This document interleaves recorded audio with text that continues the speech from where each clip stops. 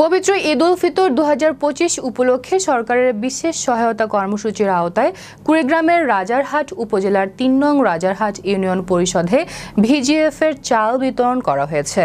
এই কর্মসূচির আওতায় ৭৭০৪ জন উপকারভোগী প্রত্যেককে ১০ কেজি করে চাল পেয়েছেন।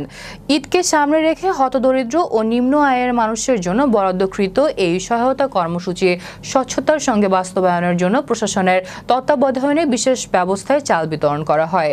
উক্ত কর্মসূচির উদ্বোধন করেন সহকারী ভূমি কমিশনার ও অস্থায়ী প্রশাসক মোহাম্মদ আসাদুল হক। এছাড়াও উপস্থিত ছিলেন উপজেলা প্রকল্প বাস্তবায়ন কর্মকর্তা মোহাম্মদ আসাদুজ্জামান ও ট্যাগ অফিসার মোহাম্মদ রতন মিয়া। উপস্থিত ছিলেন প্যানেল চেয়ারম্যান মোহাম্মদ শহীদুল ইসলাম। স্থানীয় ইউপি সদস্য ও গ্রাম পুলিশদের তত্ত্বাবধানে 18 মার্চ থেকে 23 মার্চ পর্যন্ত ধাপে ধাপে এই চাল বিতরণ কার্যক্রম পরিচালিত হয়। উপকারভোগীরা জানান, বিগত বছরগুলোর তুলনায় এবার প্রশাসনের কড়া নজরদারির কারণে তারা নির্দিষ্ট পরিমাণ চাল পেয়েছেন। অন্যদিকে দায়িত্বপ্রাপ্ত কর্মকর্তারাও জানান, স্বচ্ছতা ও জবাবদিহিতা নিশ্চিত করতে পুরো বিতরণ প্রক্রিয়া নিবিড়ভাবে পর্যবেক্ষণ করা হয়েছে।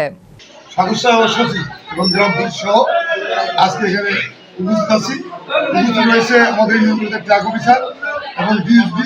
কথা হচ্ছে সাংবাদিক ভাইদের সঙ্গে।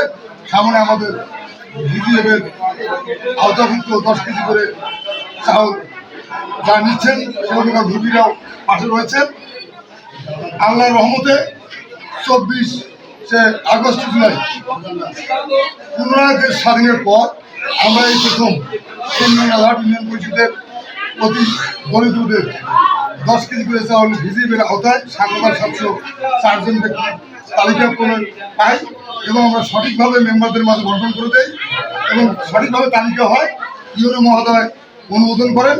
আর আপনারা ইতিপূর্বেই অবগত রয়েছেন যে আমাদের এই ৩ নং রাজারহাট ইউনিয়ন পরিষদের চেয়ারম্যান দুর্নীতির দায়ে তার চেয়ারম্যানই নেই। আমাদের এখানে প্রশাসক হিসেবে নিয়োগ পেয়েছেন প্রেসিডেন্ট রাজারহাট সহকারী কমিশনার ভূমি প্রেসিডেন্ট মহোদয় আসাদুল হক। উনি কাগজ কলম সকল কিছুই স্বাক্ষর করেন এবং আমাদের সঙ্গে চেয়ারম্যানের দায়িত্ব পালন করেন।